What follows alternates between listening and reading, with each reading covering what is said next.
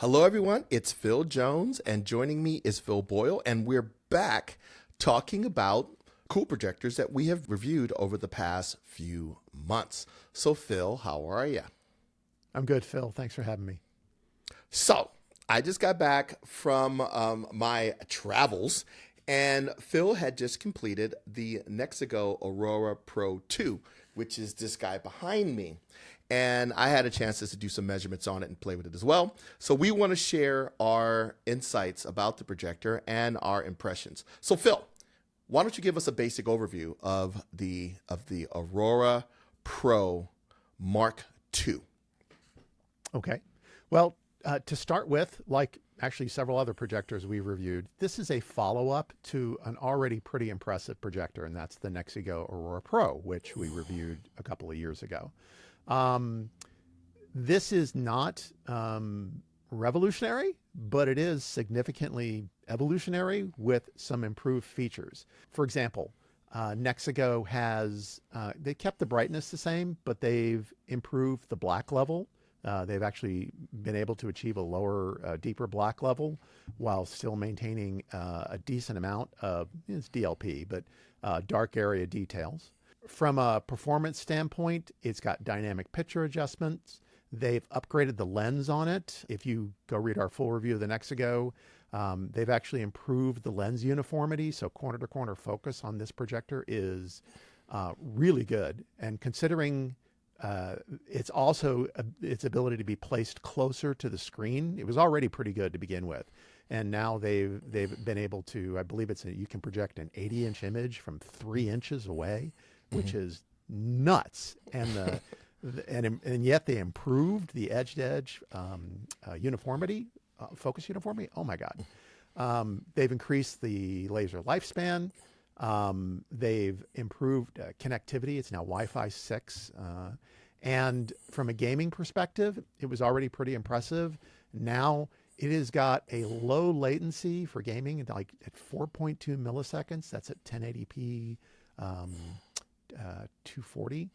It's impressive. It looks good. It's a good looking projector. Not everything's perfect. I wish it were a little brighter, but yeah. So let's talk a little bit about it. So the main thing is its contrast performance. That is what they've been touting. When I actually had a chance to see a side-by-side at NexiGo booth at CES of the NexiGo Aurora Pro and the NexiGo Aurora Pro Mark II. And you can actually see on their website, they actually have side-by-side videos they tried to capture. And they want to emphasize its improvement in shadow detail and black level. DLP projectors, native contrast has been improving because of advancements with the DLP, the DMD controllers and things like that. So you're starting to see projectors that can deliver a native contrast of around 4,000 or 5,000 to 1. This one measured right at about 4,000 to 1, which is what it was rated for native. But the main thing is, we were talking about it in a previous review. I want to kind of get away from native contrast and dynamic contrast. It's contrast control. And how well do you utilize all of the capabilities of the projector? So the projector now has this ALPD 5.0 light source. It's a hybrid light source, and that helps reduce like speckle and stuff like that. But it also has no detectable laser speckle that I could see. Okay. And then it also has a dynamic iris and a dynamic laser dimming. So let's talk a little bit first about the ALPD. So as you mentioned, it's a hybrid light source. So can you talk about that? Right. Sure. Well, it takes the true RGB light source that they previously used, it brings it in, and then it adds in some LEDs. And in a nutshell, basically what the LED addition does is it tames the tendency of true RGB laser light sources to produce laser speckle. I honestly couldn't see any. And the other advantage that I couldn't see on this projector was I'm very sensitive to DLP artifacts, and it was spot on my demonstration. So it makes a huge difference. Yeah, I didn't see any speckle either. I didn't see, like Phil said, the artifacts, the classic rainbow. I didn't notice any of that. Right. And Because I have glasses, one thing I notice is if I turn my head slightly, a lot of times on an RGB laser projector, literally like text will start to separate. And I didn't, and so I would literally be watching the movie, and a movie, and the end of the movie would end and the credits would roll. And if I'm looking dead at it, I don't see the problem.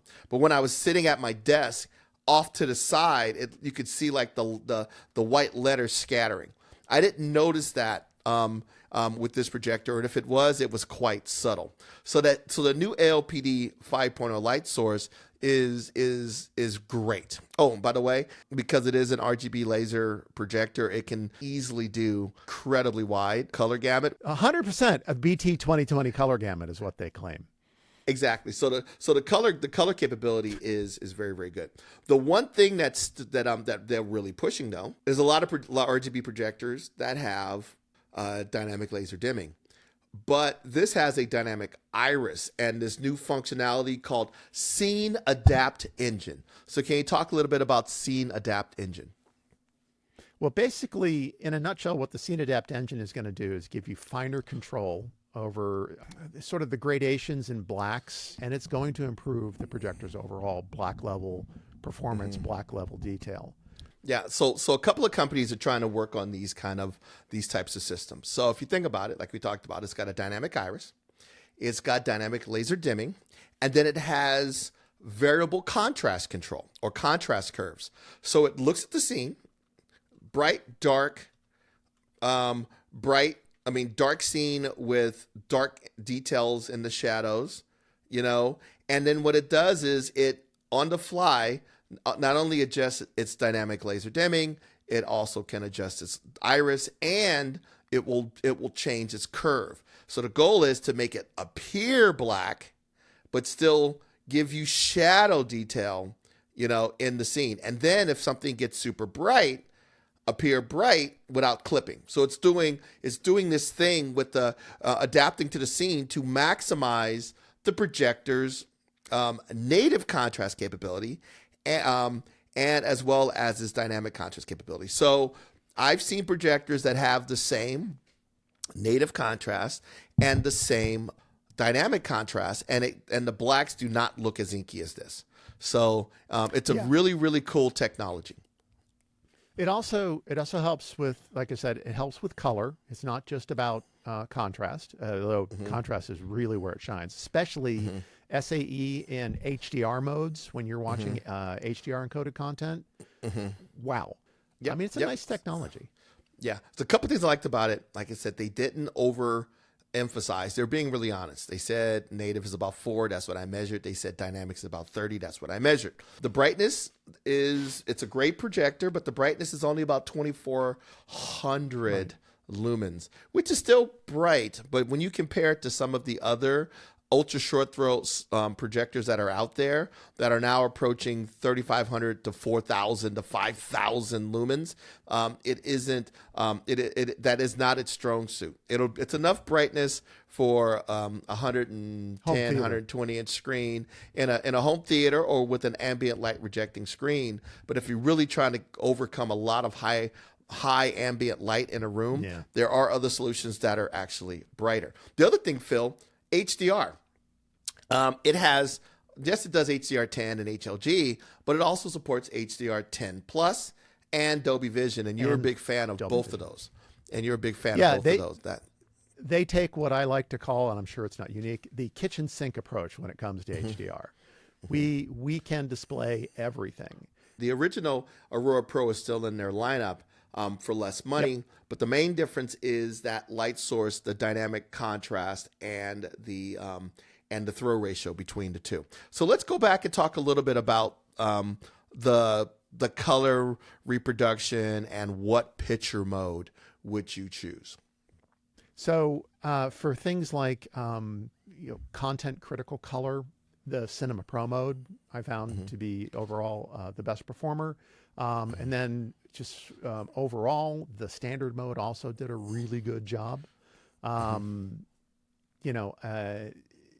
Those are the two modes that I would recommend that I thought were the best out of the box for the widest range of content.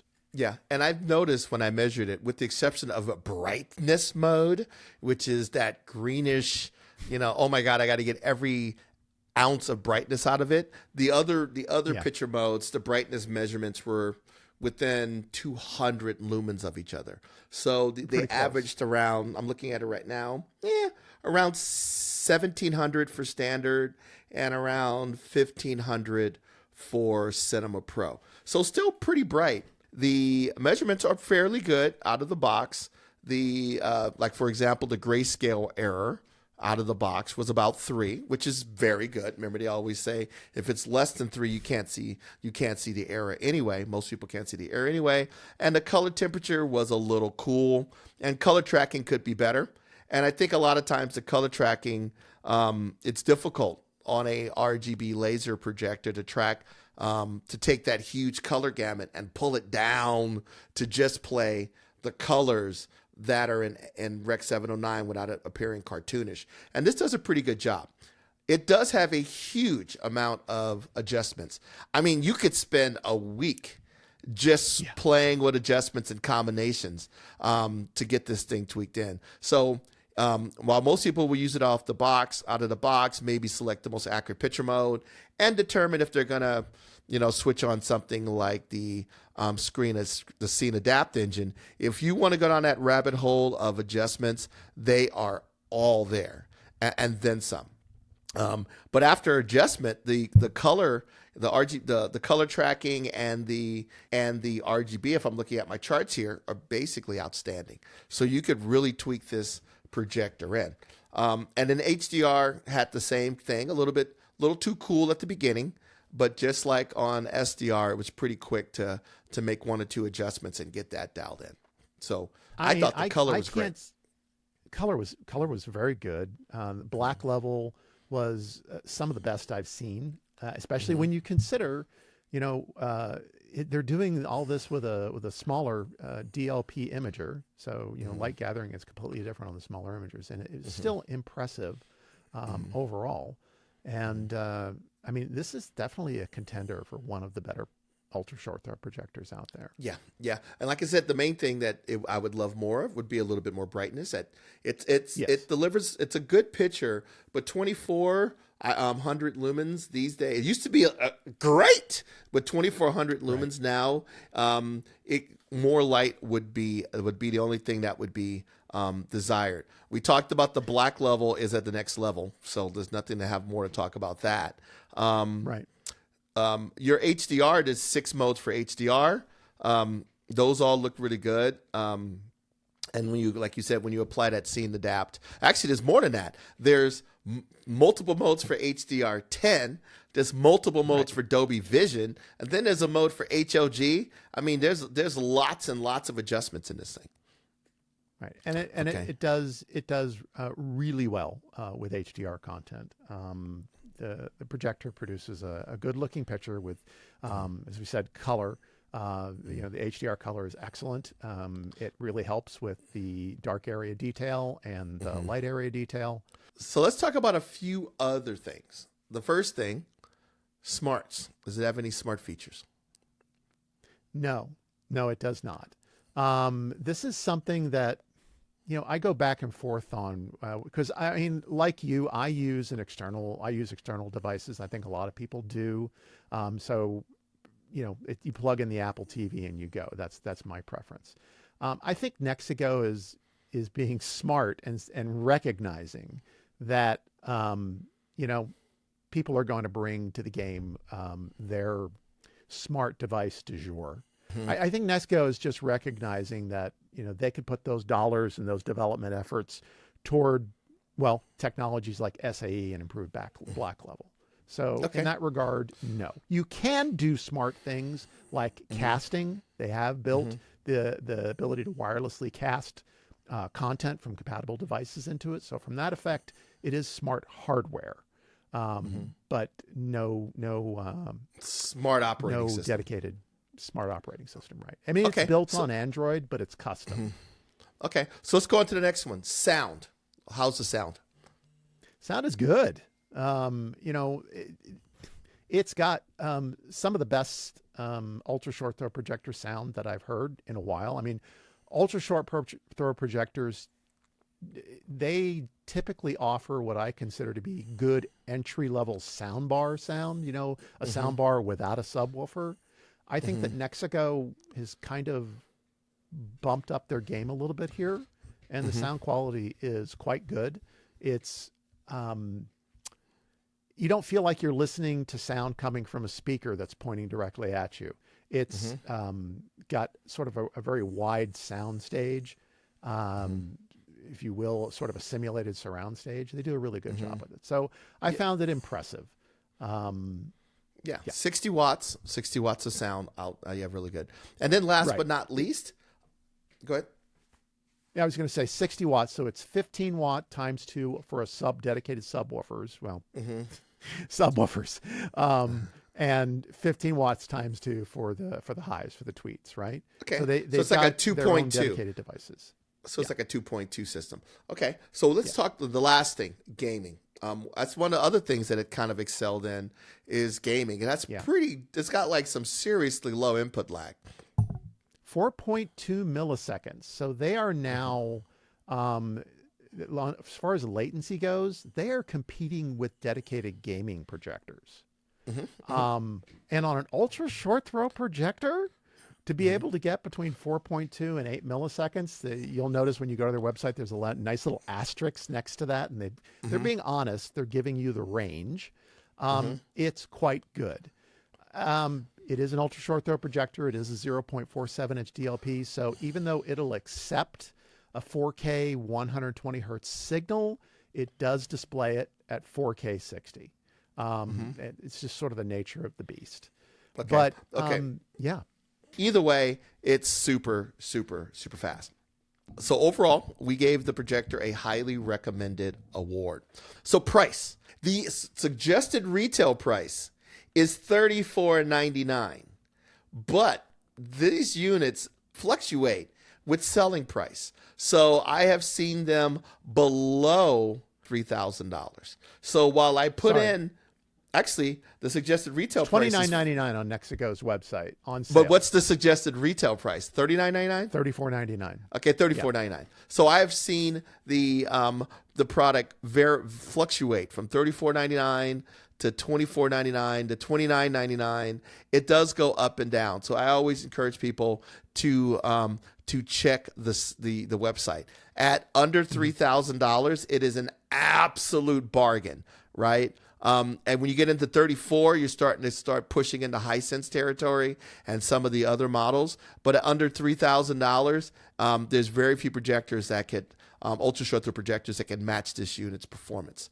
And guess what? You just use an Apple TV with it, and you're good to go. And NexiGo does have optional screens available that they've matched to the performance projector that you can buy on their website. So. So overall, we love the projector. To learn more about this projector, check out Phil's detailed review on projectorreviews.com. And of course, if you're interested in purchasing any of the products we have mentioned in this video or in the article, we would appreciate it if you utilize one of the affiliate links listed in the description of this video or in the article, because we get paid a small commission at no cost to you, which helps us continue to produce these types of videos. Last but not least, please make sure that you like and subscribe so we can continue to grow our audience, so we can continue to produce more content. And I promise I will be more regular with the material because I'm not going to be traveling as much as I have. So you'll see a lot more content coming regularly in the near future. So Mr. Boyle. We do the best we can. Exactly. So Mr. Boyle, thank you for coming and talking to me today. Thanks for having me, Phil. I always enjoy it. Okay. So take care, everyone, and we will talk to you soon.